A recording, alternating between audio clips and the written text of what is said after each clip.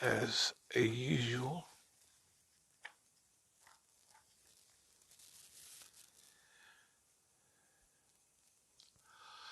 Abdullah ibn Mas'ud radiallahu anhu relates this supplication from the Prophet sallallahu alaihi wasallam. O Lord, adopt me as one dear to you. Make me see myself as disgraced in front of you, and elevate me in the sight of others, and guard me fully against bad manners. Imam Jamil used to talk a lot about good manners.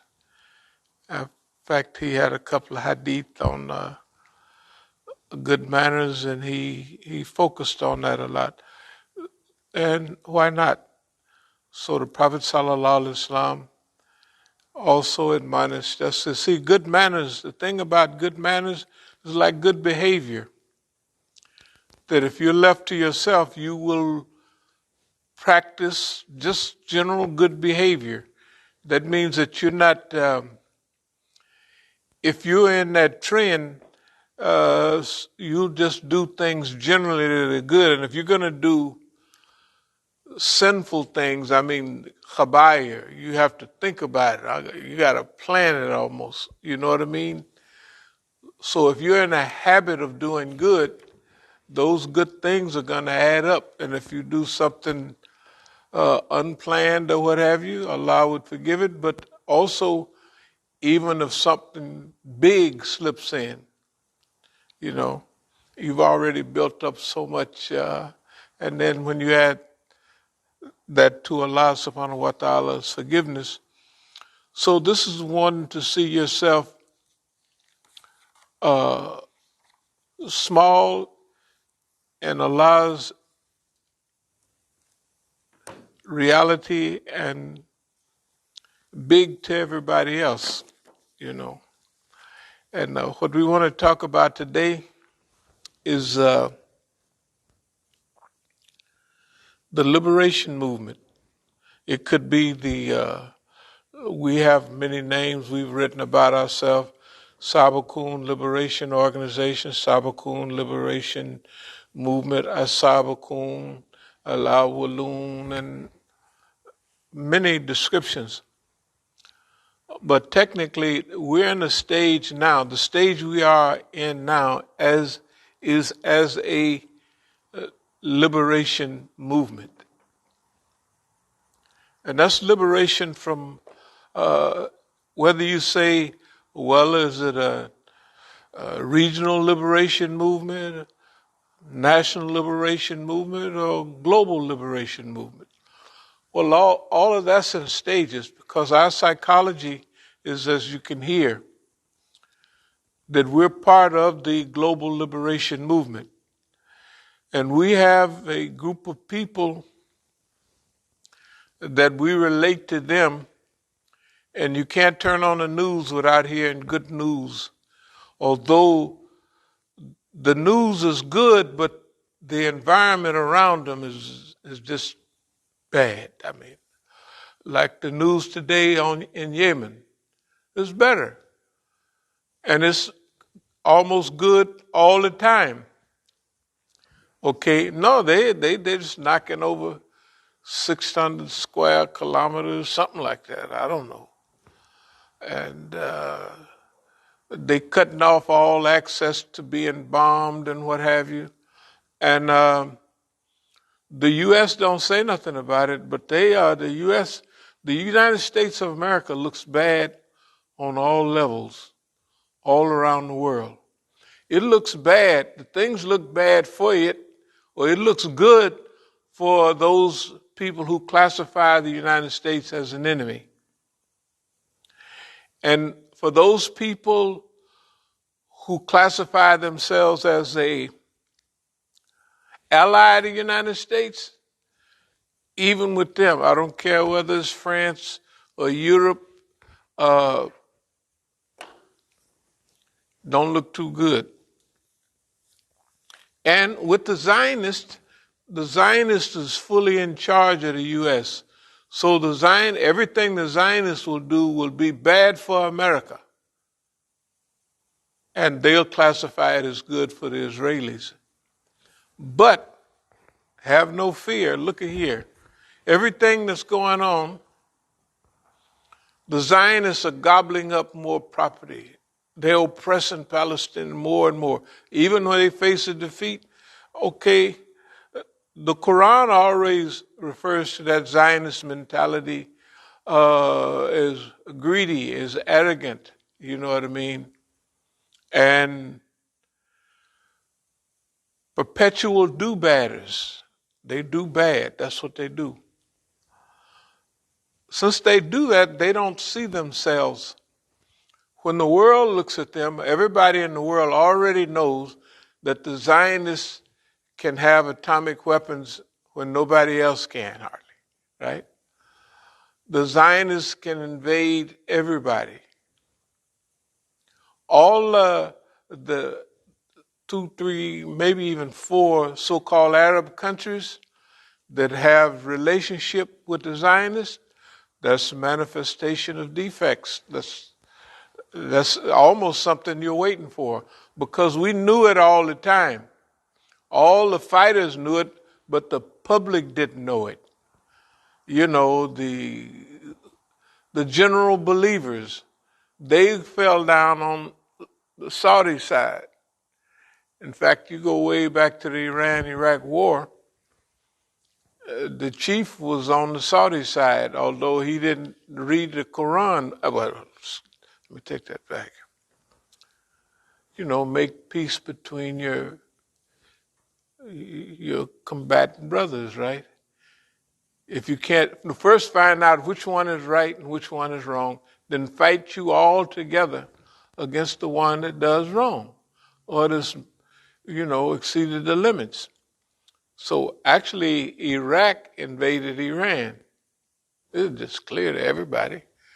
But the chief took the other side because of Saudis. You know, he took the other side. He took Saudi Arabia's side. And that big, clear thing, because that was the way things looked. You know, that's all information.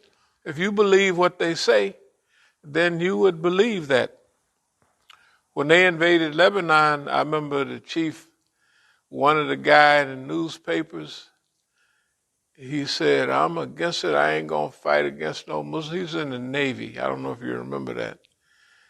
And it was a big deal.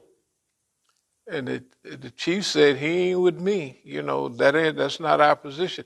I mean, Lebanon, 40,000 dead. Good God Almighty. Millions homeless, destroyed the whole. That was the most destructive war in that region. Because Lebanon was the, what they call it, the Monte Carlo, one of those names, of the Middle East. Hey, man, it was big time. Okay, so As-Sabiqun Liberation Organization, As-Sabiqun Liberation Movement is the name that we've chosen. A liberation movement can take on, it could be a national liberation movement, could be first a regional liberation movement. When we go back to Oakland very soon, we go back to Oakland as a regional liberation movement. That's the first stage. During the first part of our, whether you want to call it invasion or going back to do whatever we're going to do, right? I shall return, all that stuff, That means that you would call us, when we go back there, that would still be classified as a regional movement, although we're here and we have our ideas, but we're going back there specifically to do certain things, to reoccupy our property, to challenge the system, when we do that, we'll have international publicity. And when we come back here, that joins technically, Oakland and that, it makes us a national liberation movement, although you could classify us as that already. But we're talking about now stages of development. Okay, so right now all we're doing is retracing certain stages that we've already developed to. Because the situation we're in now is though we were in a big struggle and for what we was up against, we didn't do too bad. We didn't do too bad at all. And the things that we so-called lost, well, they wasn't ours in the first place. Number one, whether it was San Diego, whether it was Sacramento, wherever it was, we invested in those places. Even, remember when y'all went down Dixie? The fat black man, I sent him a lot of money to rent a place down there. He never did. Well, I knew he wasn't, because the brothers that was down there came up here and told me, was he with me? I said, well, that's what he's supposed to be. He said, he ain't teaching, teaching. That was when we was over there. Was still over there. So I already knew what he was doing. I knew when he walked in the door who he was. But just because you know don't mean you always have, you don't get in a policy of identifying, unless you're in a quick fight, you gotta, if you identify somebody and you're in a tussle, you gotta, but if you got time, you should allow them time to play out. So I told him who I thought he was. And this is the first time I saw a grown man. I don't know they teach it in Hollywood or wherever, but he had big blubbery tears. I mean, he was right over there. I mean, I said, good God Almighty. I said, this guy he's been Hollywood, because they can't cry them kind of tears. You think I'm the police? I said, yes, of course I do. I mean, after all. You know when snot come out? I'm telling you. So, but then after he did all the stuff he did, we bought him all this big camera, all of that recording stuff. And he just kept it and went away. Of course, we would say we knew, because there was things he could have told me that's all very simple, but that's okay. Okay. So we start off right now, going back to Oakland, it goes back as technically a regional movement. But in reality, we're already part of the global movement and been part of the global movement all the time. Or for the last 30, 40, for the last 35, for the last 40 years, we've been part and parcel of the global Islamic movement. We've been part and parcel of that. You could tell by what Dr. Kaleem Siddiqui said when, that was 25, 96, that's 25 years ago. When he said what he said on, okay, so that was, he was thinking maybe everybody would pay attention and so-called adopt Imam Musa as a preliminary, not take his place, but he knew that if I worked in combination with other people, like for the Arabic language, Muhammad Al-Asi went to school for that, boy. He's got it down. He's really got it down. I mean, I done seen, we spoke at an institute in Karachi. I think it was Karachi or Lahore. I would say it was Karachi. And it was an institute that they studied Arabic. They did their dawah in English and Urdu, but mostly in English, because that's what they were, a dawah organization. and there was two Azari sheikhs there. And I saw them guys because what's the name spoke in Arabic. They was rocking back and forth. Then after it was over, they was shouting. I thought they was arguing. They was telling him, man, look at here. We haven't heard that level of Arabic since our great professors back at Azhar. You know, they all taught in Arabic, but some, they were like a linguist. He said, our top people, I haven't heard that quality. So that means that technically I liked it too. Because if we was at a program, we was one program in 88. Yeah.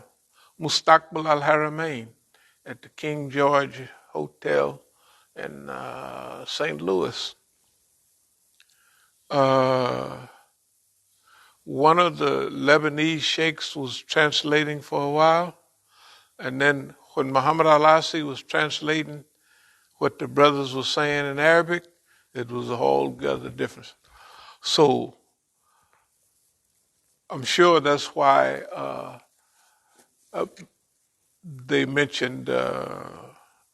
Kaleem Siddiqui mentioned him, but he didn't mention him in the same way. You know, Dr. Kaleem Siddiqui knew that I was really movement orientated, not personally, that I was just like he was concerned about the whole movement, not just the Oakland part. Oh, they could tell when you're speaking. And so that was my job. Dr. Kaleem Siddiqui would always come get me, and he would put me just before if he wasn't going to speak, he would put me last all around the world, because I would hook it up, and when we leave, everybody's unified. That was a gift. Everybody knew it, and Dr. Kaleem Siddiqui knew it. You could tell the way he was talking that was a gift. Muhammad al-Asi knew it too, because the first time he heard me really speak was in Canada in '84. And so he said, you got a gift. He said, keep it. And I said, fine. A gift, speaking to people and, bringing out good. Anyway, so here we are now. This Islamic As-Sabiqun Liberation Movement, As-Sabiqun Liberation Organization. If you wanted to choose a day when we, or a time, or a month, when we have our refocus on what our next stage is, of course we've been knowing it all along, but now the focus is here, the focus is clear. So that's what we plan to do. So I look at it as going back to Oakland as invasion preparation. You know, where they had the invasion of Normandy, they had the invasion of North Africa, then they had in World War II, they invaded North Africa, Tunisia and all of that. And they helped the British with Al Alamein in Egypt. So they didn't go straight to Europe. The Germans was in Africa. So in fact, Rommel, the first big fights they had with him was in North Africa. Okay. So after they cleaned up North Africa, then they planned the invasion of Europe. But they didn't go where they wanted to. The other people wanted them to go straight to France, invade that. They didn't do that. They invaded Italy first. The boot sticks way out down there. So they invaded Italy. Then they came on up through there. And then, as they was coming up through there, then they planned the invasion of Europe. But they came to France first, and liberated France. Then they liberated all of the other areas. And then finally they crossed the Rhine into Germany. So in an invasion, we're technically calling this I shall return, or we shall return. This is just historically stuff like that. Okay, even in that, they didn't want an invasion of the Philippines. You know, the big generals and the big, wasn't the big generals, his stuff was with the Navy. And they wanted to, at a certain time, they wanted to, in 44, of course they got ran out, and then they went to Australia, then they built up, and then they came back. When they came back, they wanted to go, some of them, the Navy wanted them to go to Formosa, which is now, Formosa is Taiwan, because that's technically China. And then from there, it's a big island, they would build up all this stuff there. Then they would invade Japan directly. And MacArthur told them, he was talking about himself, he said, I said, that I'm going to return to the Philippines and liberate the Philippines first. And he told them, he said, the people of color have been told that America will never liberate a people of color first. That's what MacArthur told him, not that he was a racist, but he's telling them, hey, the world is watching and they're saying you'll never liberate all of those people first and then have all those zillions of people behind you to come and undo what you have done. So he won the day, so they invaded Lady Gulf, technically the biggest sea battle in history, And one of the biggest shocks when my daughter was in the hospital, one of the ladies was from the Philippines. She's a Filipino, they study nursing over there, then they come over here, and tons of Filipinos. Everybody come to America snatch off a piece, so the nurses get a big piece, and then the islanders do a lot of nursing too. From Jamaica and all that part, they're a lot into, So everybody that comes here lops off a piece. So the nurses, I was talking to the nurse up there. In fact, everybody I was talking to, they thought that I was almost from their country, because I could talk. Nobody has ever taught. I said, no, it's MacArthur. She said, I'm from the city in the Philippines where MacArthur, you from Lady, or you from Lingaya. Lingaya. She was like, who the hell knows about Lingaya? I said, yeah, the Gulf of Lingaya and da-da-da-da-da. And everybody that would come around, one day it was a nurse, this was at GW though, she was handling something. And I said, you got that Valley Girl sound. They talk a certain way in parts of California. She looked real, then finally, she said, yeah, I'm from Thousand Oaks. I said, well, no, I told her, you got that Valley Girl Berkeley sound, She said, well, I am from the Valley. I'm from Thousand Oaks. As soon as you come over the hills into the Valley, the first place you hit is Thousand Oaks. Anyway, so in history, We've studied a lot about history, and we place ourselves in history because what we're doing is historical. And no matter what anybody say, we understand what our historical position is in America and in the world, not only by what we do, but what everybody else do. It's got to be important, or when I walk out of the house at midnight and somebody step out from around the corner, you know, they got somebody I've been out there or up the hill or over there watching even it during the night. In case I get up and go somewhere, they don't have to call and go get him. They right in on it. They do that. Or if I'm in a certain place, you know, I was running up the hill one day on a real hot day.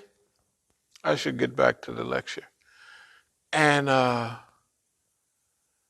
you know, when you put your hand on your legs just to get a breath and everything, this was a super hot day. I had plastic on, and I just run up the hill, walk back down. I was almost up the hill, so I just stopped, and I did like this, just normal. Shoot. 2 polices, the lady police, and a sergeant or something. Oh, can we help you? Are you all right? Oh, no. When I had a fight, you know, they used to insult some of the black people over at Halalco a long time ago. So I had big juice at Halalco because we traded books and we did that. We were very good. And this guy got out of line, so I whooped him up a little bit. And the police came. When the police came, of course, they threw it out of court because they didn't show up for. But anyway, shoot, a sergeant, plainclothesman, drove right back up and was standing right next to. He said, "Oh, I'm just making sure everything go all right." When I got arrested down there for messing for those police down there 20 years ago, easy. Right. When the police was whooping on the guy, this is a police from over here, a plainclothesman. He came and just parked, took his big badge out so they know he's not a nigger, he's a police. And put his badge right, not on his thing, like he just put it right there where they could see it. Just watching to make sure of what goes on. I could talk to the police. I ain't got no license. You know, I remember back in first got married, we was going to Indiana. Not Indiana, we was going to Illinois. You go there, and the police stopped me. You're speeding. I'd like to see your license. So I said, I ain't got no license. Well, I said, well, take me to your little old jail. So he was happy with that. He ran back, got on the horn, and he came and said, well, do you have license? And then y'all could drive off. She didn't have didn't say nothing, and he just drove off. Shoot, I done had police stop me on a motorcycle, and he get on the horn, and when he called my name in Oakland, he threw the license back in my car and zipped off like he got a hot call. He ain't got no hot call. He just called in, they said, leave that nigga alone. We got him. You don't have to worry. And I've told police, I was in Texas, because you black on the highway, black while driving, or whatever they call it. He pulled me over. I mean, this is in everything, all the time. I never go to jail. I don't never have no license. And I don't just start talking crazy. I wait till they definitely got everything lined up and they know who they're messing with. Then I start talking crazy. Because I don't want no Peckerwood. I mean, no Texas cracker, just, you know. And I done did it serious. I'm telling you, in Memphis, boy, look here, coming through Memphis, they stopped me for a tail light. So how you gonna stop a car doing 70 miles an hour and about a tail light? I mean, a brake light. And then by that time, the sergeant pulled up and, do you have lights? Did anybody in there? He asked everybody in the car. He is in the car, both of the kids is in the car, and they all know what's going on too. So I just came and I gave Sister Bahia, I was trying to give her $800. I said, if they take me to jail, you just go right up there to that airport, to that hotel, get you a room, call a cab, and go to the airport and get everybody home. That's all. Boy, you want to, you can catch the bus. But the point is, I know about surveillance and I know how important we are to them. Way more important to them. I mean, they actually getting schizophrenic about it, you know. Now the Negroes that they hire, they don't see it. They get the idea, you know. Everybody they know, yeah, I can see. Especially if the stuff here, pop, pop, pop, pop, you know. And after 20-something years or 30 years of that stuff, they get a smell for what it is. Okay, let me speed up and stop telling war stories, as they call them. Invasion preparation. We're describing what the war is as a psycho-guerrilla invasion. That's the type of warfare that we're fighting. Other people are fighting physical warfare. Iran is fighting a psycho-spiritual, with physical connotations warfare. That's the war they're in, and they're not doing too bad. Yemen is fighting a open warfare, strategic warfare, with some guerrilla activities going on. Syria is just straight out warfare, just destroying the whole thing. But, you know, to show you how Allah works, just imagine, they brought Libya down. Okay.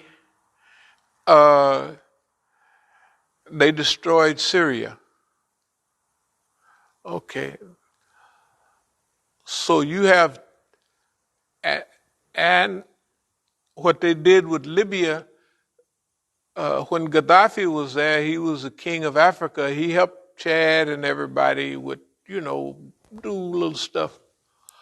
So when they destroyed Libya, all the Africans now don't have no income, so they loaded up and they cut, just the route is come right through Libya, and they brought back all that old time slavery mentality on the Africans. See, because people that haven't been to that part of the world, in the northern part, even when I was living in Algeria, they still had slaves in southern Algeria, the desert. That was only 50, a little over 50, that was 50 years ago, call it. They still had slaves, right? And they had slaves and a few more slaves. They would call them servants, but they they couldn't go nowhere when they wanted to. So, and all of them would be darker skinned people. Anyway, but look what they did. Think about how the whole world is working. They went in, we're going to destroy Libya, we're going to do this, that, and another. And guess what? All the people from all that part of the world, as far as Afghanistan and Bangladesh, when they want to go to Europe, they go to Libya and take them old rickety boats by the thousands, right? They be packed in there so much they can't stand, they standing up and they can't go to the bathroom. I guess they go on themselves. Because it takes a little while to get across. Now the people from Africa are coming through Libya. People are coming from all over the world. What's happened to Europe all of a sudden? You got Nigerian prostitutes, you got Nigerians flooding into Spain, flooding into Italy. And all the Germans are saying, let them come on in. Because the Germans is efficient and they come in, they teach the Arabs German and mechanics how to work on, high-tech stuff and give them jobs. Why? Because Germany is the manpower in Europe. Europe is not replacing, they need 1.7 people to replace the population. They way down to one, Europe. The kids that go to Europe are going to do the same thing like their parents did here. First of all, there's a revolutionary group already in Europe. But the first group are going to be happy to get there. There's tons of them, just all Arabic speaking. So that's good. And then a lot of the times, like France and all that, they live in, Arab neighborhoods. Okay. So they develop a type of French Arabic type, but they can, since they read in Arabic all the time, they can still, okay. But just think in a few years, those people that ran away from Syria and everywhere else are glad to get there. Their children that grow up there might be glad because they remember back home. But the children that come up after them will be just like the children that are coming up now in universities, and they talk in a different language than MSA did before. Why? Because they're U.S. citizens, and they've been hearing all of that freedom and gobbledygook, and they say, we're American citizens, and we're part of the da-da-da-da-da. And so I don't care whether they came from Vietnam, but they're speaking out. The Pacific Islanders now are speaking out, right? Even the ones that did better than everybody, that means the Chinese, the Vietnamese, and all of them, that was Republicans, right? All of a sudden last year when they rolled in on them, and the Koreans, shoot, everybody is woke. Whether it's racism, whether it's invasion, whatever it is, America is woke now. The same thing is going to happen to Europe.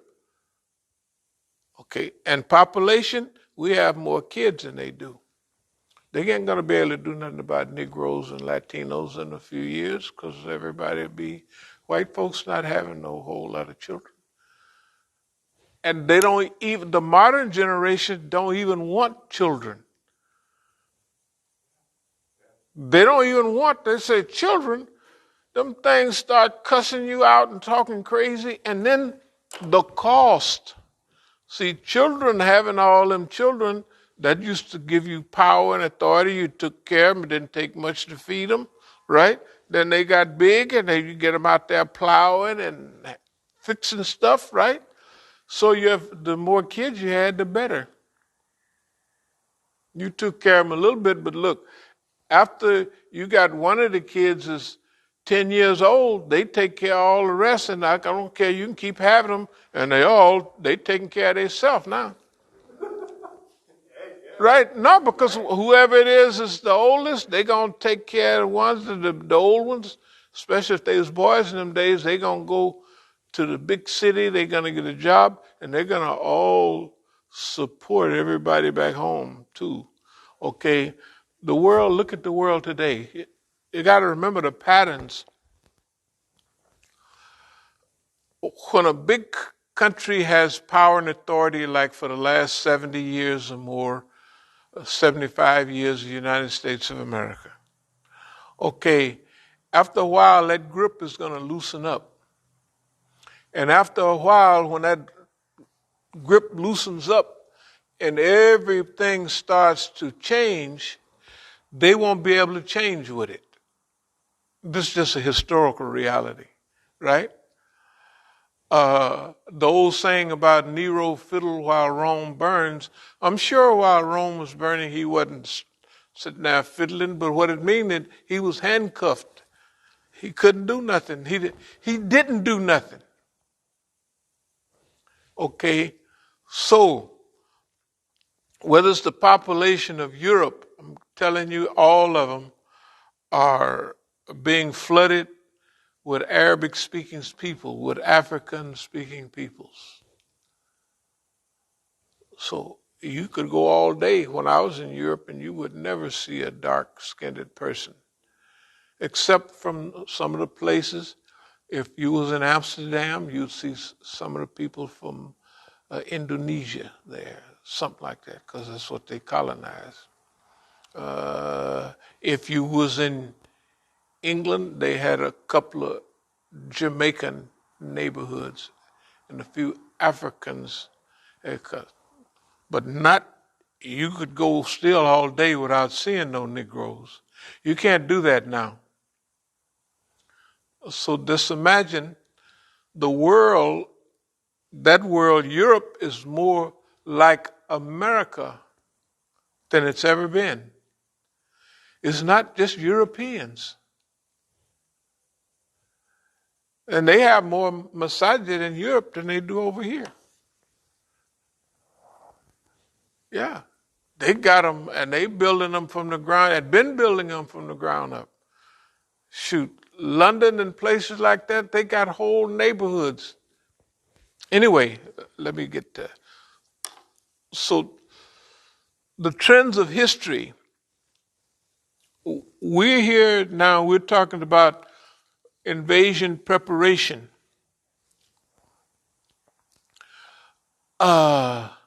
Everything is working in our direction.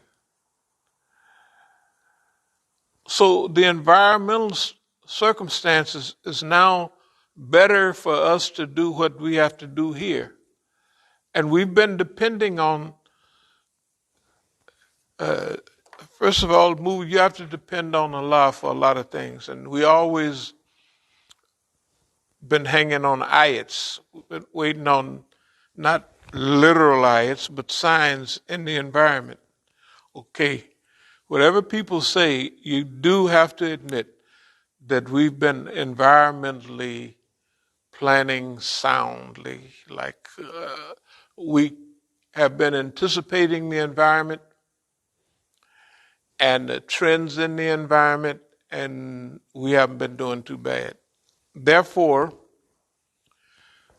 preparation for invasion is a psycho guerrilla invade for California. There's pre-invasion planning, which it might look like we've been sitting around and taking it easy and just walking around with our head up in the air. That's not what's been happening. We got stacks of notes, and well, sometimes you see me copy stuff and I'm sitting here with all of that goes into folders. All of it goes into folders and notebooks. We've been, if they steal the notebook, so what? We got it on paper.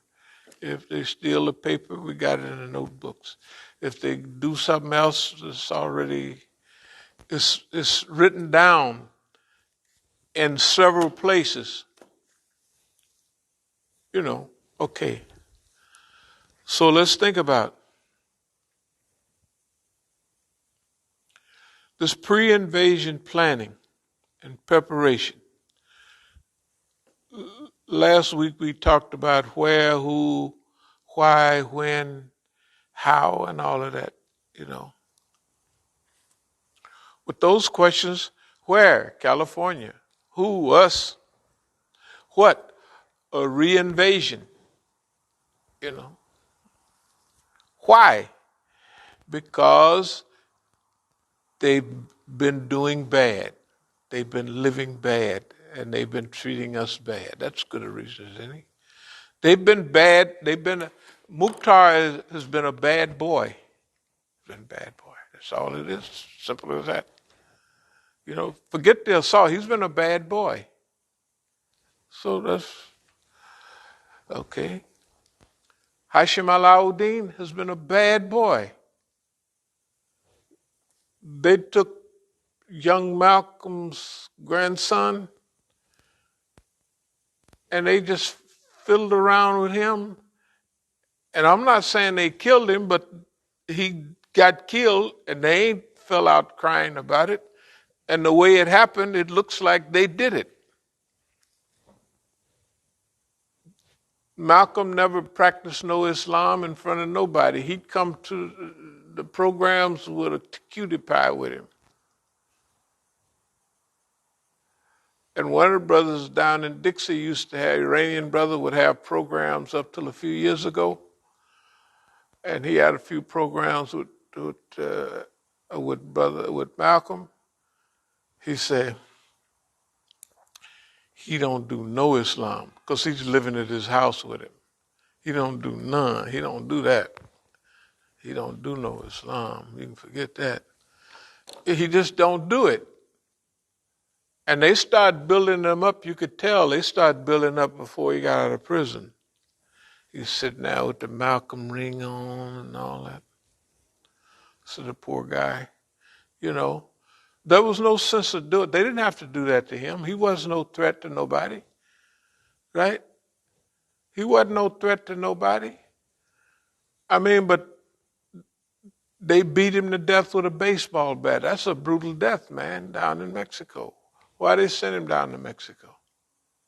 It has nothing to do down there except they sent him down there for some phony reason and beat him to death. These niggas is brutal. They're brutal. They would have did the same thing to me. They tried a couple of times. That assault in Oakland was the last one.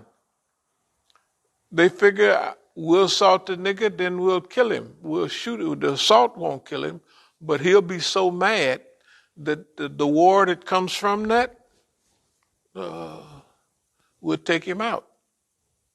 You know, we can take him out publicly because whether he was right or wrong, he was assaulted, and a masjid, and the way they write it up, the people were trying to take the poor masjid and remind me of something in 82, 81. The Negroes come out there, and they opened a joint on the other side of town. And I knew there was the police, of course, then. That was, let's say, 82. So,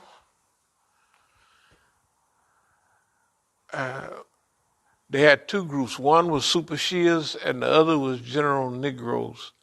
The Shias were supposed to cut us off from the Iranians, which didn't work. And anyway,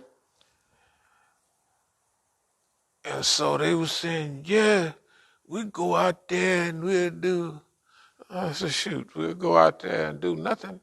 We'll go out there and it'll be a shootout. And Imam Musa got shot and didn't know none of the other niggas get, you know what I mean? That was in 82, so you know it's got to be, and by the way, when we was having the meeting, some recorder or something kept going click, click, click, click, click. And so they say, I said, y'all hear that? No. You know, click, click, click, click. Y'all didn't hear that? No. So I pulled out my tape recorder. You know, then the little Walkman tape recorders that people would that they used to have. You know, or you could have a speech as a little recorder. So I just said, let's play this back. And I said, He said, click, click, click, click. I said, y'all didn't hear that. So I know what I'm talking about from years ago. It don't make no difference what nobody say. I already, you know what I mean? It's already, anyway. But what are we going to do about it? Our preparation, we look at it like what it is. It's on a global, this is a global reality right now.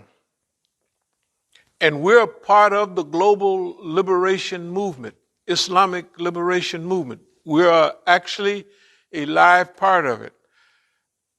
It just so happens that our people are doing very well right now. Oh, they're getting slaughtered, but they holding. They ain't, hey, you know, all of them are holding. Yemen is holding. Don't look like it's going nowhere. Saudi will crack. Okay. Lebanon has got a history of holding, and now that they got Iran sending its stuff, even Venezuela is holding, right? So all of our allies, I used to live in Venezuela, I just have to mention that. Okay. Therefore, all of our allies, whether it's Iraq, and we said, it was almost 20 years ago. I would say it was 2004. How long ago was that? Remember that article, Another Islamic State? We said in that, when all of that was going on, we will get 65%. In other words, the Islamic system that develops will be 65%. Now that's, look at here. That's our analysis then. You look at what's going on right now. 65% right along, and don't go deal with population. It wasn't going to become an Islamic state like Iran, like 90% Islamic state. But 65%, that's already written down. Okay, they can say what they want. And everything that happens is about that number, and it's getting bigger. Because they just had an election in Muqtada Sadr. Our home folks is winning everywhere. Okay. Pre-invasion planning and preparation. Project integration. Elements. Proper coordination. Project risk. And I have here, risk is not doing it. That's the biggest risk. It's not what we do, the risk. The risk is if we don't do nothing. That's the big risk. Because all the other risks we're prepared. Project management, resource development. Whatever resources we have to develop those. But as we look at it, we got several avenues. We're going back to California. We are returning with Allah's help very soon. And we're going to go through the process, the legal process that they've laid out for us. We're going to now take that. We could have took it way back when. We didn't take it then. It seems like it wasn't the right time. That's the way it seems right now. We're doing this now when the time is right. Right? Okay. That's what the ayats say. You know, when they talk about the Africans, they say, drums say, you know, remember the niggas in all them jungle pictures? Niggas beating on drums say, yeah, what do drums say? Drums say such and such. Well, that's what this says.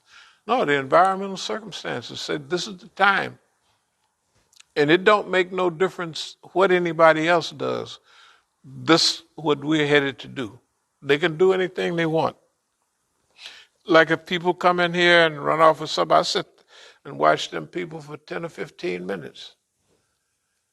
And when they had already been in here, and then they went, we didn't come up with no ideas. I think that was the Nigerians coming here to do such. We didn't care who they was.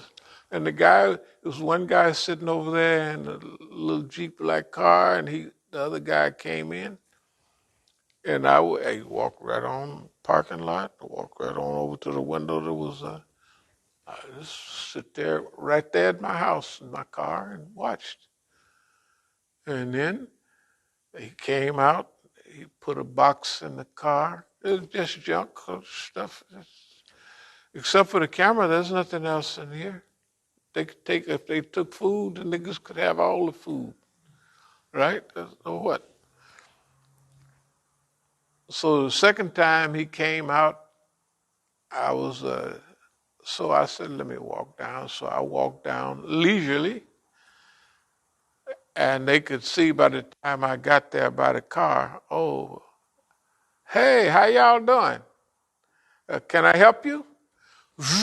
They drove off. I didn't even take their license plate or nothing. I didn't want to know who they was. I could care less. This doesn't matter what right now. You're planning the invasion, almost World War III invasion, and you're going to have somebody come along and take something or play something and distract your thinking? Absolutely not. Who cares, right? Because it's not, yeah, anyway. Could you imagine Eisenhower or General MacArthur, somebody pulled a raid on one little place where it was 20 people there and hurt them or something? And he focused on that instead of the invasion of the whole Pacific, 60, some say 64 million square miles. Anyway, project integration, elements, proper coordination, project risk management, and I say the risk is not doing it. Project management, resource development. As they said, your weapons are at the front. For us, our weapons are in California. Although we got plenty laying around here. But our main weapon for our stage over here, because now, see, it's time for us to do what we can do here and relieve the pressure off of everybody. Because all the pressure around the world is coming from here. The Zionists is telling them what to do, so if we manage everything here correctly, and just remember, everything is perfect now. So you wait for all the environmental circumstances, everything. And then, pop, this is the time, don't fire till you see the white of their eyes, is what the white folks used to say.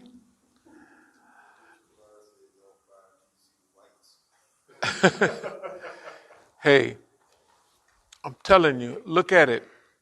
Look at all the stuff we put up with around here and there. It wasn't the time. The signs have been clear. We know what our mission is. So we wait till our signal is clear. Now it's time for us to attack. We didn't have the whole thing come apart. We didn't have invasions, re-invasions. We didn't have Afghanistan fall apart. We didn't have Vietnam from way back fall apart. We didn't have all of that. And this is the time, right? We didn't have police listening to the Zionists, shooting our people, got their head on their neck. Every story we tell, we'll be able to relate it. We don't have to even do no more researches. Anything they say, we already have, here that is, right? Right off the top of our head, So the environment, if you don't have the ability to shape the environment, if your belief is right, if the direction of the system and society is going a certain direction, you wait till the society develops the environmental circumstances. And right now, we start right away for the regional movement, but it don't stay that way no time. Because as we're successful in that, that means we'll have the notoriety, we'll have the legal standing, and we'll have to go public, big public. And when we go big public, it's with the answer to old. That's when we move from a regional movement to a national liberation movement to a global Islamic to a global liberation movement. We call it global Islamic movement with Islamic connotations because there are some things that touch everybody. And there's nobody in any movement that I've heard in the United States that give lectures and points out something that is in every region of the world. People don't have a plan. Like we talk about Europe and how it ought to be, right? We talk about Japan and China, and if they're smart, they'll do this, and how the regional Vietnams will cooperate and they'll have an Asian. Yeah, sure. All of that we talk about. And we talk about China and Africa, what it ought to do. China, you want to be big in Africa, do like you did before. Have some debt forgiveness, big time, because you guys are headed toward Chinese colonialism in Africa, just like the white man, except you have a bigger smile than boss man, a much, much bigger smile. Oh, it's a nice smile. And your language is we're not going to dominate you. We love you because we like Africans too, you know. Sometimes stuff slip out. Last year they had a monkey joke. I don't know if you remember that, when the Chinese did something about a monkey. Yeah. Art and niggas. And then the Negro, white folks do very well in China, but sometimes the Negroes don't have it that good. And if you marry a white man, that's fine. But if you marry a Negro, good God Almighty. Anyway, see, this thing is a global movement. And they have an old saying in environmentalism, think global, but act locally. You know, you think about the global world, but you have to act locally. And we start off regional. We're going back to Oakland. That's not this over here, that's that there. When we get that together, that's going to place us in a position. Imagine with clarity and skill. We're not talking about the white man. We're talking clear, concise liberation, global liberation to everybody. There's no talk show we could be on that we couldn't say something that the audience would be 80% with us every time. They will. Because it takes time to develop that skill and also to develop the field. So if you're talking to Latinos, you understand liberation theology. Because Catholics have liberation theology. They have 4 books. The Christian Bible, the Catholic Bible has 72 books. And ours, what do I want to say, ours, 66 books. They had a book of Maccabees and all of those. The Maccabees were fighting Jews. And they have those. And the Catholics, you know, just think about the years ago down in South America. Liberation was half of the Catholic, especially Central America, was from Catholic priests. That's why they was killing nuns and stuff. What's our big brother? They killed him in 81, 82. I think of his name in a minute. Romero. Was that Romero?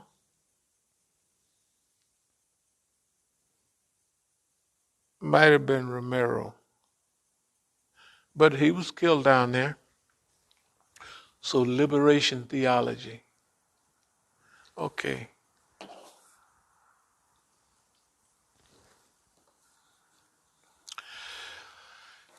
psycho-spiritual physical invasion. Invasion of the West Coast. So it's what we've been talking about, psychological guerrilla warfare. But the thing that carried it where it did was not the psychological part, it was the spiritual part. Because just like the dua we just read, we asked, oh Allah, make me humble in front of you, like almost nothing, but big to the, to the folks, yeah. We take that stuff serious. 4 Arab states, enemies identification, the 4 Arab states, there's 4 Arab states over there just joined with the Zionists, right? Them dummies. Perfect? We always call it manifestation of defects. We talked about Saudi Arabia for 50 years. It should do no good. All we got to do is raise our hand and point at Saudi Arabia. And say, oh yeah, Zionist controlled. And now the Palestinians always knew. They said that the Saudis are a Zionist tribe, that they're not as Arab as they talking about, some kind of way they done plugged it back in history and some kind of way. They say it is common amongst them. Okay, project integration. So psycho, mind, spiritual, unseen, but a physical invasion of the West Coast, especially Oakland. Okay. Now, this is not chiseled in stone, because an invasion, you have an invasion plan, but you don't say we're going to take village number 1, village number 2. It's all regional and continental. So we got big plans for Oakland. Local liberation, national liberation, and it leads to global liberation. That's what we're part of. So now we start doing our part. If you say, well, haven't been doing much around, yes, we have. We have been doing exactly what we were supposed to do. We've been studying, writing, preparing, and also forecasting. And you would have to ask, is our forecasting worse than it was before or better? I think from the little notes I keep that it's better. Watching the world and anticipating what's going to happen. It has improved, and I didn't think it could improve. I thought we was hitting it out of the park already, all the time. But it has become more detailed and more time sensitive. We said this is going to happen in so many years, it probably would happen. Now it's been cut down to weeks, months, even days. We put off having a program, say on Tuesday, to have it on Thursday. Why? Something is getting ready to happen. We pull it off and wait. Before we was saying a couple of years ago, let's see what is all these people going to Najaf and Karbala for? What are they? And we told that they're going there for a reason. They don't know why they're going, and nobody else do. Then they killed or they martyred Soleimani, right? And all they unified everything that was broken between Iranians, right, and Iraqis. Soleimani was Iranian, and Mohandas, and they had at Najaf and Karbala, and 65% of the people are Shias. They have both of their caskets going to Najaf and Karbala together. Whoop, problem solved. That's, in fact, we haven't went back since, because that was the year before last, 2020. We was talking about 2020 vision. Remember that? 2020 vision. It's going to be a big year.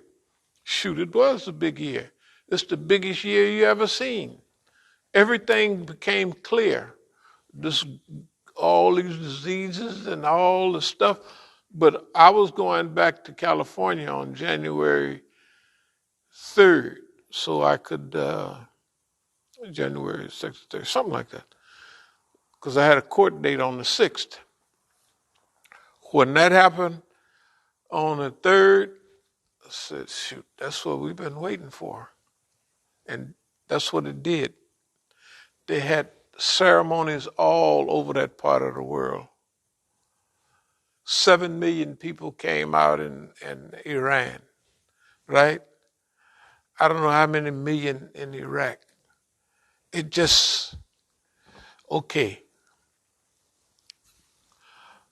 So, liberation movement, liberation army, act of setting someone free. That's all. Some of this people is imprisoned.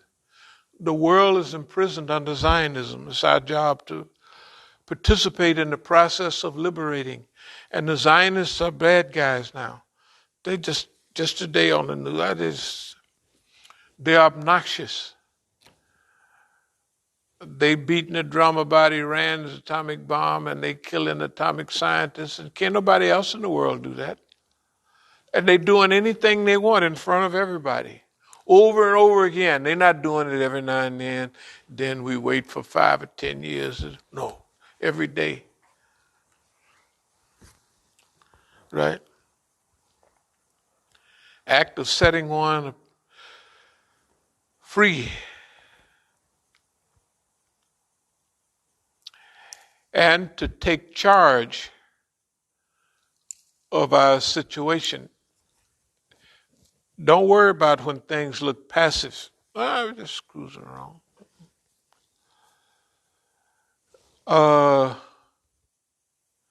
This trust in Allah element is big. It's really big, because it may not look like it. It may not even sound like it, but we've been using it a lot. And this thing of anticipating signs, it's not witchcraft like what the niggas do, you know. This is not rolling the dice. It's associating history, religion, and all those cyclical realities, right? That's what it's doing. It's just anticipating. You're looking at scripture and you're anticipating that in your situation, whatever winds up happening during your era, during your time, and this is one of those specific eras, right? This is a time when it's a real event. It's like what people used to call them end of the world events. We either gonna fix the environment or the environment's gonna fix us. That's all it is to it. It's like Sodom and Gomorrah, all those great events, right? Scriptural events. This is a scriptural era. This is scriptural. You do something about it or you don't. Don't do nothing about it, you're dead. Plus, you got not only Allah working, but you got the earth working against you. Remember our lectures, the earth is a living organism. When a body gets sick, it heats up, right? I mean, to try to kill the virus, it freezes. You be having a temperature and you be shivering, right? What's wrong with that? That's the body trying to get that thing together, right?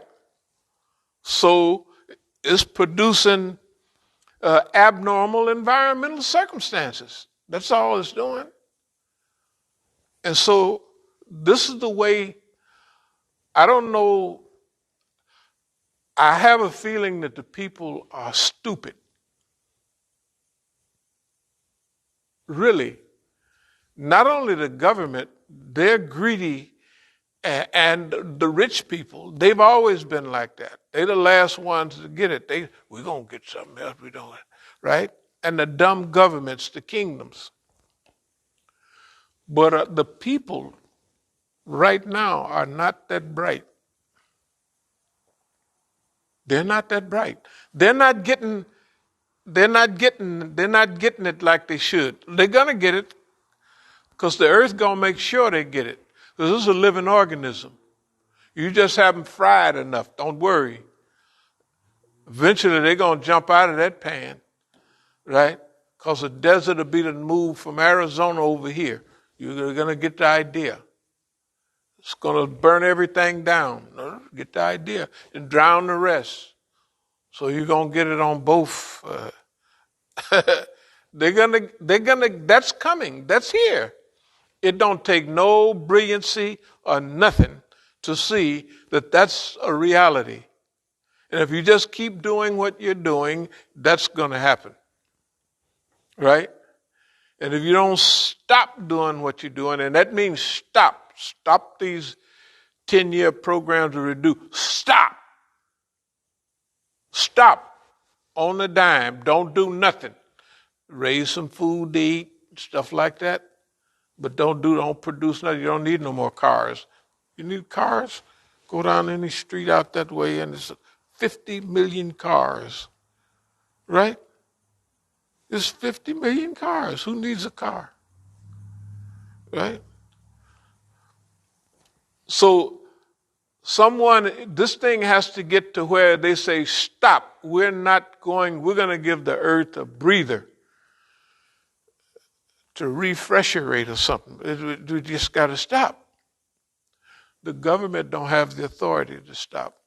The Chinese government is too greedy. They just getting themselves together. And if you tell them to stop, then the Indians ain't going to stop because we behind China. So if you ever see the air over there, do you ever see the air? Good God Almighty. Whew. I mean, unbelievable.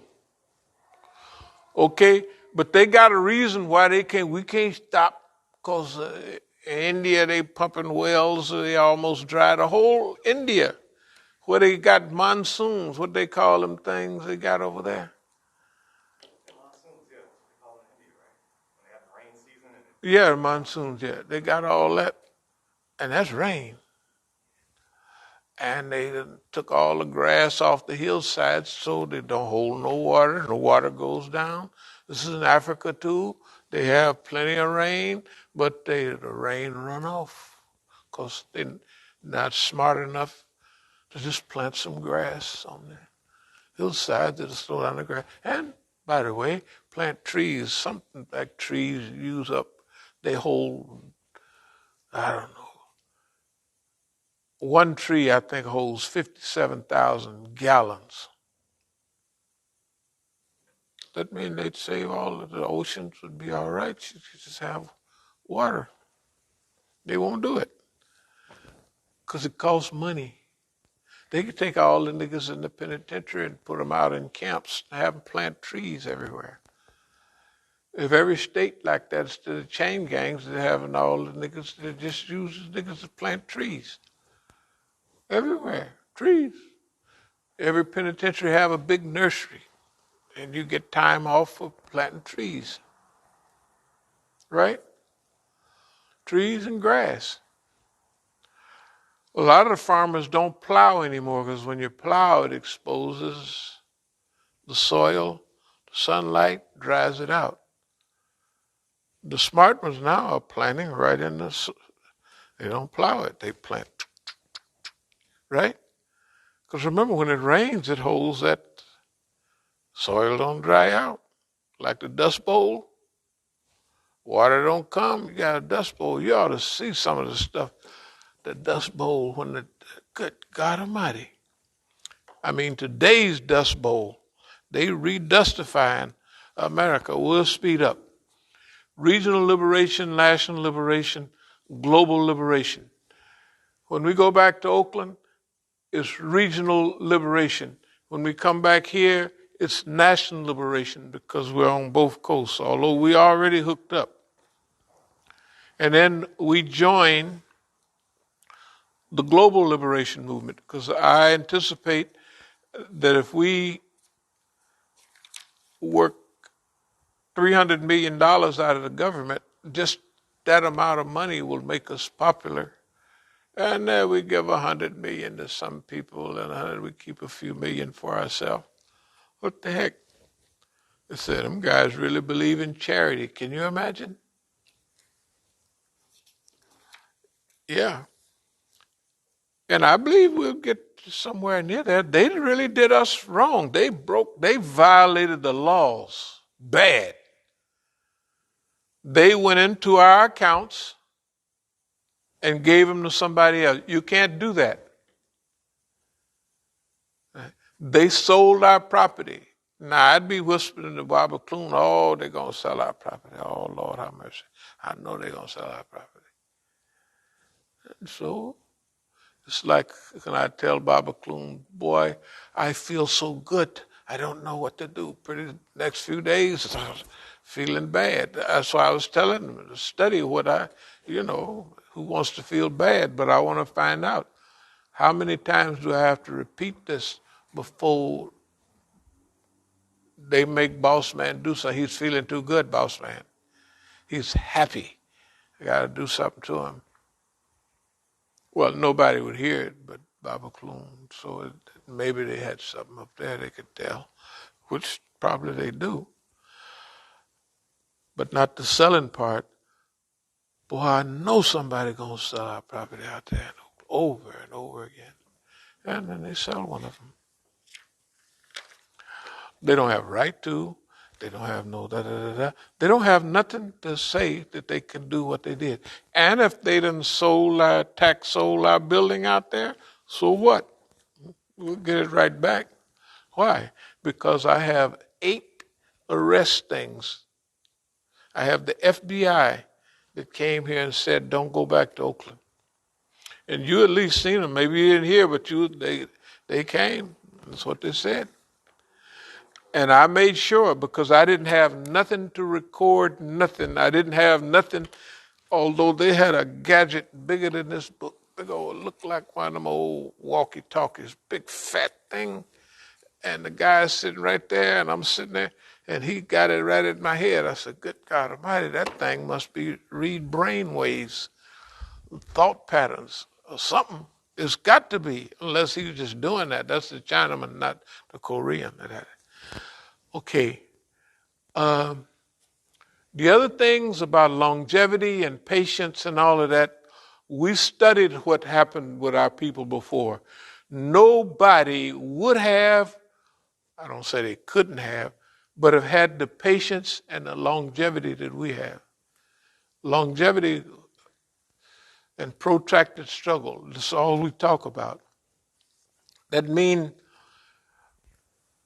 we ain't in no hurry, and it's stretched over a long period of time, so everything has the opportunity to repeat, double repeat over and over and over again.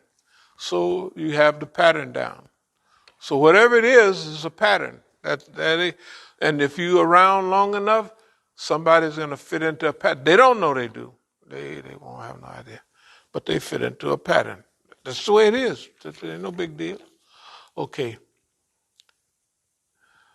I have here Liberate Climate. That's a part of our movement. See,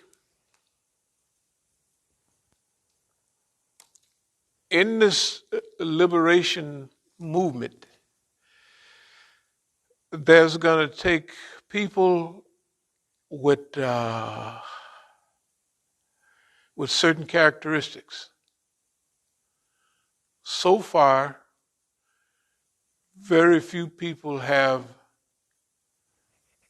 the mizan, the balance and characteristics. People who are in politics, they don't have none of them. But even the people in religion, they're not balanced either, as they could be. They're not doing that bad, but they're not doing that good either. I mean, this is not good to say, but we have to analyze, like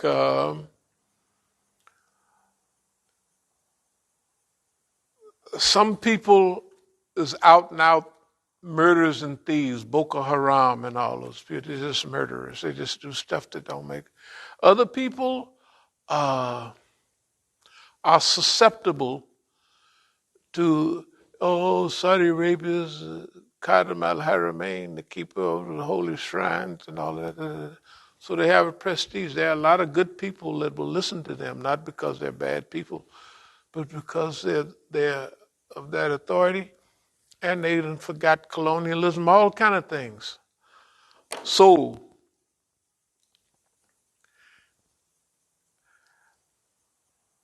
the people that are getting big are very, they ain't close to perfect, but Iran is doing big stuff. Shoot, it's helping Lebanon, it's helping everybody. And of course, that's what they're doing. It don't mean they have to be perfect, but they doing some good stuff. And they're not bad at what they're doing. And they're getting better at it. Okay? Syria's still not doing. Yemen is learning fast. But Hezbollah is big time. And they're learning to handle the ethics of power. Yemen haven't been exposed to the power principle yet, so you don't know which way they'll go. But Hezbollah have. And when Hezbollah, back years ago, when the Zionists was moving on them, Hezbollah attacked the Zionists at their own peril for their cousins in Lebanon. In Palestine. They said it, and the world liked them for a couple of hours, and they went back to the Saudis. But I'm saying, the people, and now we've talked about this for almost a generation now. The people who evolve into a position of power have to have heavy self-control, jihad and nafs, all of those things, tazkiyah bil nafs, the purification. So they will have to outgrow money and the love of money, not the use of it, but those are things that will be needed for this period. It's above nationalism. It's above racism. They have groups, but they're all stuck. Either they're racist or they just deal with environment, But they don't deal a lot with people. What about when they get associated with all of us? We've been saying this for years. We're going to have to fit right into this thing with everybody. And I believe the best and the biggest is yet to come for us. Okay. Jihad al-nafs, tazkiyah bil-nafs. Mizan just means balance, but it also means justice. The just balance. And that's part of the liberation movement, to allow the earth to get back. And the earth and the fish of the sea, the fire, everybody is making dua for us. Their own type. That's what the hadith say. They're making dua for us. Right? Yeah. So I don't see how we could lose.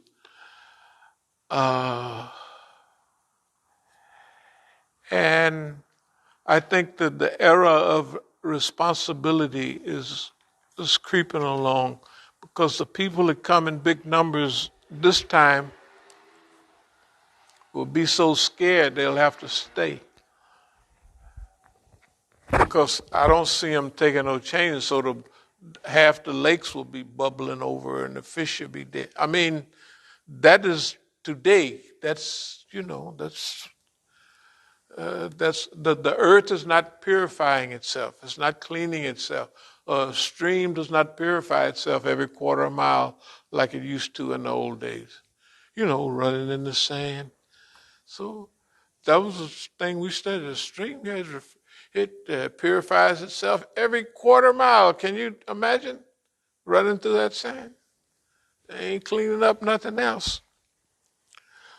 So this global cleanup movement means now, like the earth is mad at the white man and the other Chinamans and everybody, but the earth, remember, the earth is a living organism. When we get to rolling, the earth going to be on our side. And it's going to start boosting up. As soon as we get things rolling a little bit, the earth going to kick in and say, this nigga here, them niggas is on our team. We're going to fix, it used to take quarter of a mile, now it's going to take an eighth of it. We're going to purify stuff in an eighth of a mile because we got our crew up there and everything is making dua. The birds flying, making dua for us, right? That's what the hadith say. And the fish of the sea, they praying, they making dua too, bubbling up, right? So, hey, I look at it like we got it going on. Other people, they're putting up with what they have to put up with during this period. I don't know. It's pretty mean. But we have been putting up with the stuff that happens to us. It's like sweetie pie stuff. It technically ain't nothing. You know, because we've been waiting for our turn and the right time and for the ayats, science ayats, not possibility thinking. Liberation Movement, global battle number 1 is in Oakland. Legal identity, identify enemy, all that's done. Expose legal system as da-da-da-da-da. That's the first battle we're doing back there. Battle number 2 will come back here to D.C. Battle number 3 is what we're calling self-liberation. That's a big deal. But that don't mean it all takes this, but that's the general idea. I'm not going to go through some of these numbers. Mission, liberate Oakland, of course, we already got that.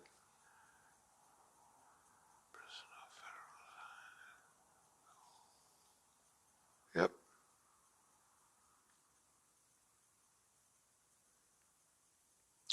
Well, we'll close with what this is.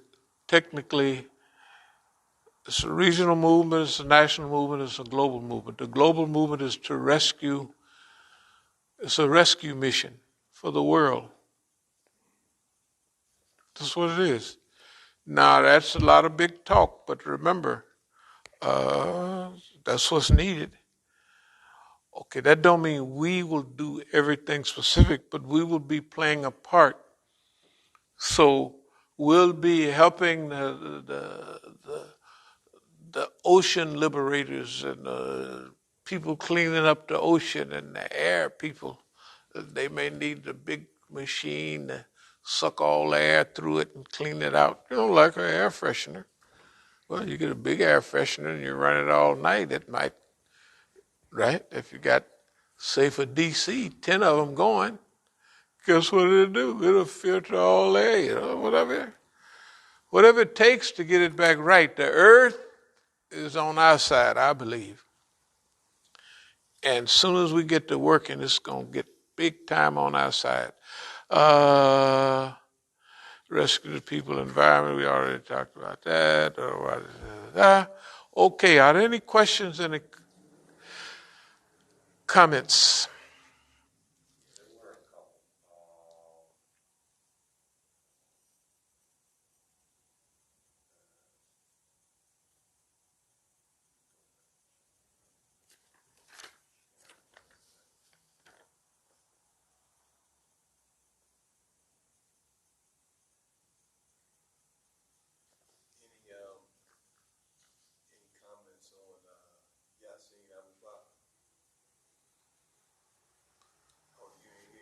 Y'all seen Abu Bakr that was the Imam of the Dar al-Islam movement?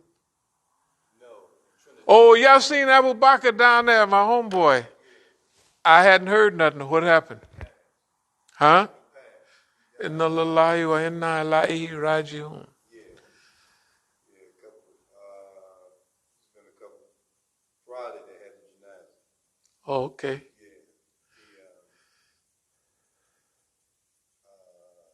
I don't know if it was from he was a diabetic, and I heard he failed getting out of the bathroom, Right. getting out of the tub, but the news didn't mention it because one of the electrician by the shop is from Trinidad, and he told me because Right. he talked, and Right. I told him, that you knew him. Right, yeah. So he told me, then I looked it up. So it's been on the news and stuff.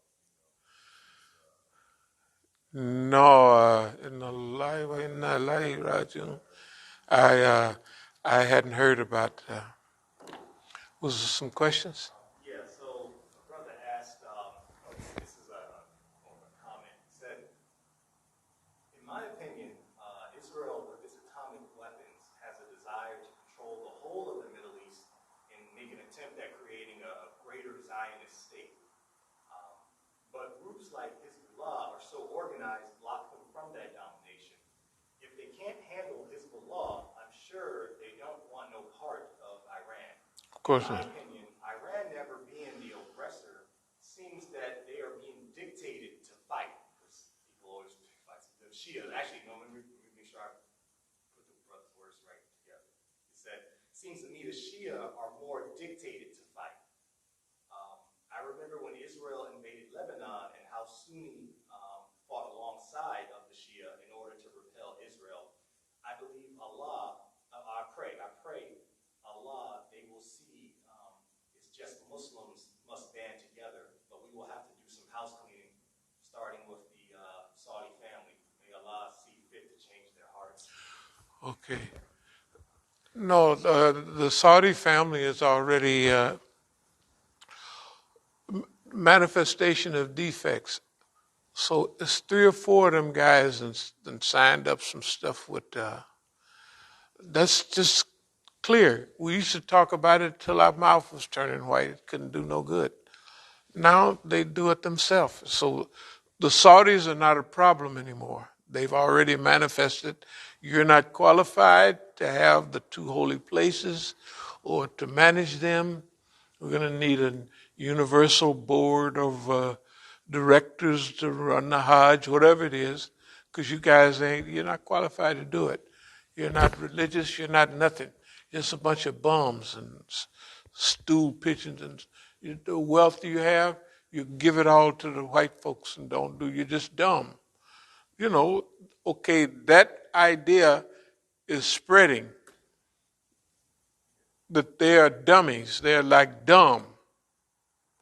And they can't get away with nothing.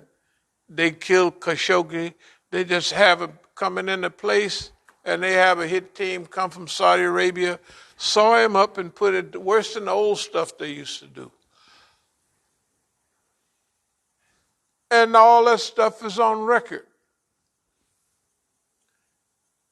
And they know if they got a picture of him coming in the dog, and he don't come out. What are they trying to do? This is stupid. That's what manifestation of defects is. That's when you're so stupid that you just do everything out in the open. Emperor have no clothes. That's what it is. Guy convinced him he's just the nicest dressed man in town, and he's naked. And everybody else is too scared. That, boy, that's a sharp outfit you got on. It's a birthday suit. Look here, this is the sharpest birthday suit you ever seen. Look here, the cuffs, right? That's the way they act right now. America acts like that. The Zionists, they've already gone too far. We don't have to worry about them. Everybody has to, the U.S. don't follow no UN rules, and neither like the court in The Hague and all of that, and neither do the Zionists. And if anybody else don't follow what they say, they Russia, anybody else, they sanction them. And everybody's looking. Everybody's just looking. That is, that's insane. That's worse than Hitler taking over Czechoslovakia and Sudetenland. He just did this, and everybody said, yeah, he did that. Right? All the stuff they're doing now, yeah, we just do that. That's what we do. Friend, ally. Oh, submarines, we don't want them no more. We're going to get to something with Australia and the French. The French, it wasn't no United States. If it wasn't no French, it wouldn't be no United States of America. They parked their whole fleet out there at Yorktown, right? Gave them money. I mean, if it wasn't no France, it wouldn't be no America as we know it now. They couldn't have did it. It might have been a British colony all the way up to I don't know when, right? This is the point. Like Australia and them, they're not colonies, but they almost, the Queen, Canada, the Queen still rolled through there and talking out the side of her mouth, and they love her. I was there when the Queen Mum came there, it was about 85. The Queen Mum, that's the Queen's mother. The mother wasn't the Queen, but it was all, man, and that's what they call her, the Queen Mum. I said, the Queen Mum, who was that? And she appeared, oh, this is the Queen's mother. She was old, because this girl there now, that child looked like she's getting a permanent residency visa for the Buckingham Palace. I mean, that child is senior citizen par excellence. Is there any more questions on there? This is, her name is Naima Abdul Haq. She said that Abdul Haq is struggling with COVID-19, and he went to the ER ambulance a couple of days ago. He's home now, but in serious condition. He was just, I don't know who Abdul Haq is, though. Maybe we can get a car and zip up there and see him tomorrow or the next day if anybody feel like it. She is just saying, just call, she's just saying call. Well, it don't look like a call. It could be, it wouldn't hurt to just take a few hours to drive up there to Michigan. Yeah, if anybody feel like it, I don't have no license, so I can't rent nothing, And, but, no, Abdul Haq, yeah. Okay, what was the questions that was there? Because I know I didn't answer. It was... He mentioned, may Allah change the hearts of the Saudi family. He also said that it seems to me that Shia are more dictated to fight. Of course, yeah. That's what he's saying. For jihad, yeah. He's saying that or martyrdom. Yeah, go ahead. Yeah, that's just what he said. He just said based off what he's looking at and what's happening in the Middle East, that Shia are more dictated to fight, and that how in Lebanon when they were able to repel Israel, and Right. Sunni and Shia that fought together, and that hopefully Muslims see that, and that we must stand together. Don't worry about it. That Sunni Shia stuff with Lebanon, with Palestine, with the bums losing credibility.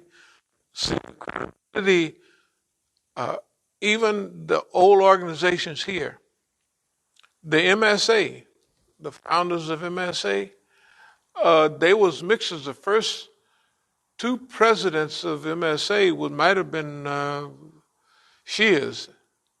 At least out of the first four, two of them were Shias. But that was way back when. We heard about Qadianis and all of that. Way back when there was Qadianis. It wasn't Shias. Saying that, at least here in America, the Sunni Shia divide is relatively new. Is that what you're saying? No, all over the world it was. All over the world it's new. No, what I mean is, for instance,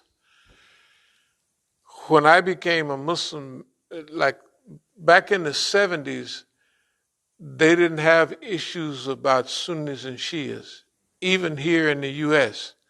The founders of MSA, Muslim Student Association, which later became ISNA and all that, they had they didn't have differentials between Sunnis and Shias.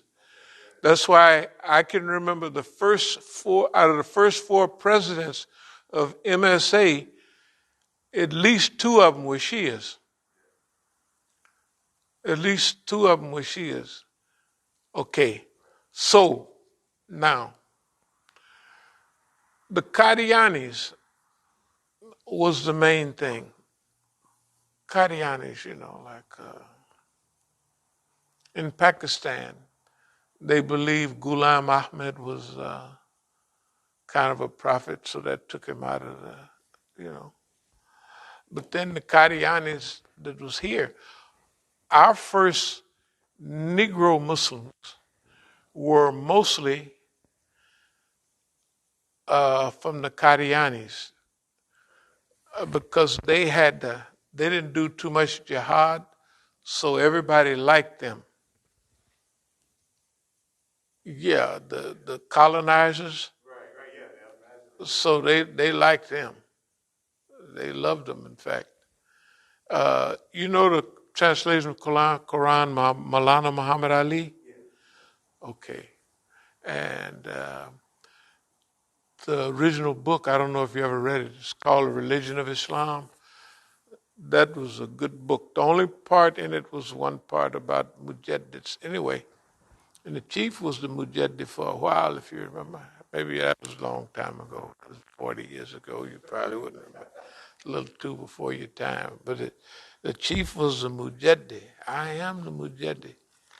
Then I read up on mujaddids. So, well. Okay. What else did I didn't answer? The last one, or I guess kind of the second to last, the last 2 points was one that Israel, with its atomic weapon, basically has a desire to control the whole of the Middle East. This is what it is. No, Israel done blew it. They're at their highest point right now. They headed down. In fact, they've taken the U.S. down. No, they're taking the U.S. down. See, the U.S., when, what's the name, changed the capital to Jerusalem, the old hair-faced man, Trump, right? The whole world knew it was wrong. But he did it. Biden is not undoing it. And all the stuff with Iran, he's not undoing that. He talking about if I get elected, I'm going to put the thing back. And he ain't put nothing in back.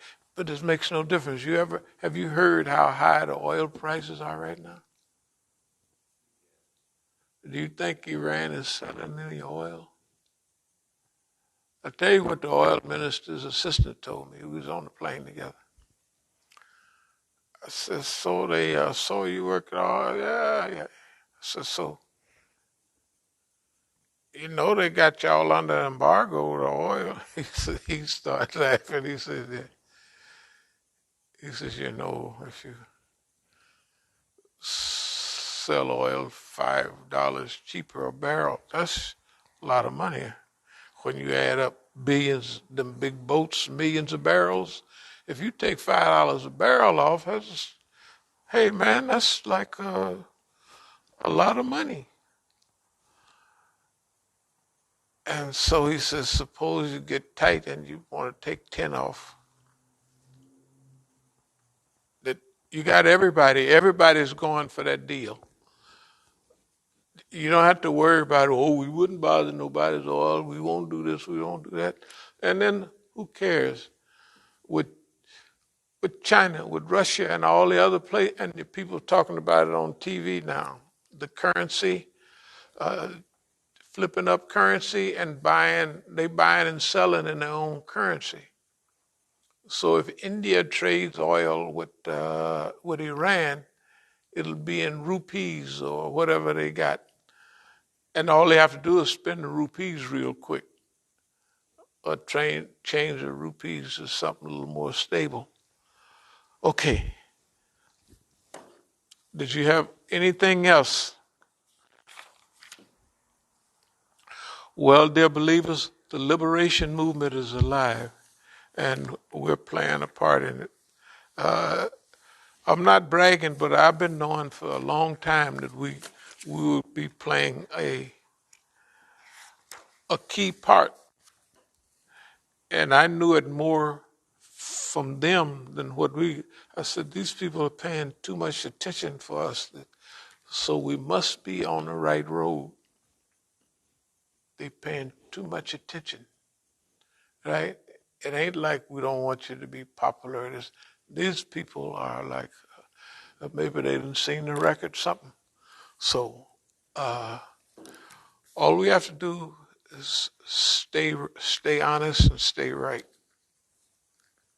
We're gonna knock this boy over.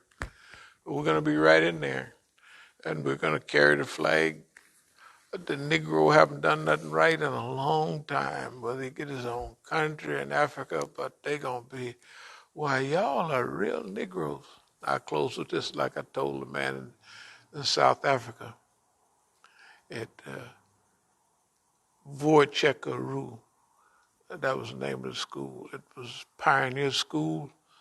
A few years before, it was totally white. Voortrekkers, they call it Voortrekkers. So it was a pioneer school. It was a white school. I mean, all the teachers when I went there was white. They was white as they could be, and the students had flipped. It was about half and half, and they was singing "Amazing Grace" for the program we was having. I say, so I told them I said that was a great song. I said, this is a guy used to be a slave trader, and amazing, great, sweetest song to save a wretch like me. And that was a slave trader. He was a captain of the ship, and he wrote that. He got the Holy Ghost, and that's what And then I went on into the lecture. When it was over, the principal, he said, "You're the first real Negro I heard." I said, "Yes, I'm a 100% Negro." I said, "I almost got a card, but I didn't do it. But I was just having a good time." I said, "Yes." I did say this. I said, "Yes, I'm 100% Negro." I didn't say about the 8% Indian. I'm a 100% Negro, and because you might as well have fun. I mean, because the people, they don't know. He was an older man, but this pioneer school was still all white. The teachers were all white, and they was paranoid, like I might say something, and because it take time for them to reintegrate. So the students was integrated. It was white and black students, but they hadn't fully integrated. So we could go into those environments, and we have a knack. When we were in Sri Lanka, 7% of Sri Lanka, they look like Indians. They are nationally, they are Indians. They will still wear saris and all that, but they're Buddhist, not Hindus. So they have 7%, like maybe 7% Christian, 7% Muslim, and the rest are Buddhists. And they wanted me there to speak on interreligious unity, and I could speak on it because I'm from here. Their people couldn't speak on it with authority. So the same thing that's been happening around the world will happen to us on this trip. This go around right now. because we could speak to everybody and everybody relates to us. I'll close with this. I was in Pakistan, but the most people, it was in Islamabad. Most of the people at the program, we had a program with Kashmiris because the Kashmiris are having trouble with India, you know. Now, when you're in Pakistan and you are in the capital, when you move out of town a ways, pretty soon everybody start looking like Kashmiris because it's getting to the Kashmiri border. Hindu Kush. I got a lot of pictures of that stuff. So we had a program and I was relating them with us. And I said, well, you know, doing a certain movement, this happened, that happened. I said, just like when y'all from India to Pakistan, you know, and and it harmonizes us because we could see how, because a lot of people got killed. But anyway, the only thing that they said is, hey, it wasn't 1 million people that got killed, it was 5. I said, good God Almighty. Excuse me a second. Assalamu alaikum. Wa alaikum salam. Just wanted to call to thank you for your service. Oh, okay. Alhamdulillah. Alhamdulillah. My pleasure. Thanks for calling. Thank you very much. Amen. Alhamdulillah. Okay. All right. Any more comments or questions? Okay. Well, as we came, same way we'll leave. And basically, the Islamic movement, the liberation movement, we got a lot to offer because of many reasons. The main reason is ethics. That's the main reason, is ethics. That's the main contribution. And the reason the ethics is so deep is because Allah allowed us to get hold to everything that throws everybody off, you know. There's money and women, you know.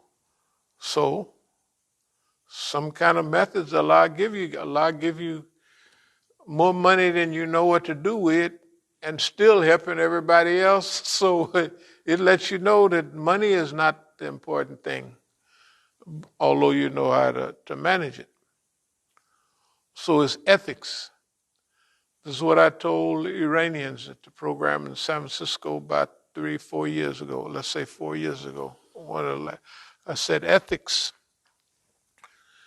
You have to have top of the line ethics now because everybody is joining on with you. Not only Hezbollah, but Yemen that just was coming on board, and other people were joining in. And so you have to have a high level of ethics. You got to not try to change everybody to Shias, right? You got to be, just like Imam as soon as the Shias is equal, you can have a little discussions about it, but if ain't nobody solved that problem in 1,400 years, why would we want to talk about it? What, you got some special secret information? No. To me, I understand the issues, but I don't have nothing to talk about. I have all the books. You can get any of the books, read them for yourself, make your own decision. But it looks like, out of the people, Iran is kind of falling into that, into that, and that's good. And for the pressure that they're under, they ain't showing no big signs of stress. So that means they're selling a lot more oil. And then the people boost the oil prices up, they're really dumb. See, if you want to, during the war, they've pushed the oil prices down to $6 a barrel. Iran had to say, well, that's it, because they couldn't do nothing. Imams, they said it was one thing, but that one thing about it, though, them oil prices was $6 a barrel. They hadn't been that cheap in 1,000 years. Well, not 1,000, but okay. As soon as they signed the stuff, the oil prices kept creeping up, and now they're up to over $80 a barrel or something like that. 80, that's getting into the big money now. $10 a barrel make a lot of difference for the buyer, especially. For the guy that's selling it, he has plenty of oil. Like Iran got this number 3 in the world on oil, so they can skimp. By the time they sell all the oil, they're gonna have too many electric zip solar vehicles. Right. So they can sell it. Okay. So Allah be blessing. If they can stick, Hezbollah is doing good with ethics. Sunni Shia stuff, they really good, because they're right there in Lebanon living next to each other, and they didn't pull it off. And when they went to fight, when they got half their country destroyed to save their Sunni cousins who are 99% Sunnis, that to give you an idea where they're coming from. Okay, so now for us, and I'll close, although we're so-called Negroes and all that, but we've touched on literally every issue. And on ethics, we bring to the table the ethics that will solve a lot of problems. Nobody talks about India and Pakistan. Well, we do. Nobody talks about the situation with Japan and China. And psychologically, we've solved that problem. All we got to do is encourage them, a third party. Y'all home folks. Japan, don't fall for boss man. Boss man's bad for you. You Asians over there, everything's already heading your way. Just make sure you don't have nobody outside throwing water inside. That means Japan, go with the Asians. Right? When you do that, it's all over. Well, technically it's all over already. It's technically all over. But when Japan starts seeing its future with others, and it's not everybody else's fault. Japan, I'll close with this. Japan took over Asia, and they wasn't that nice. I'll put it that way. In fact, they used to refer to Japan as the white man of Asia. Good God Almighty. The stuff, man, anyway. And they don't say like, I'm sorry. They rather commit suit, cut their stuff open than to say, I'm sorry. That's the problem. That's why I told the Chinese, I said, just apologize for them. There's some things that people can't do. They can't do it. They'll kill themselves. Before they said, I'm done. No real that down here. I said they do that. Y'all is almost like that, but not as bad, or not as good. That's honor. So anyway, we thank all y'all very much. Aqulu qawli hadha wa astaghfirullah li wa lakum.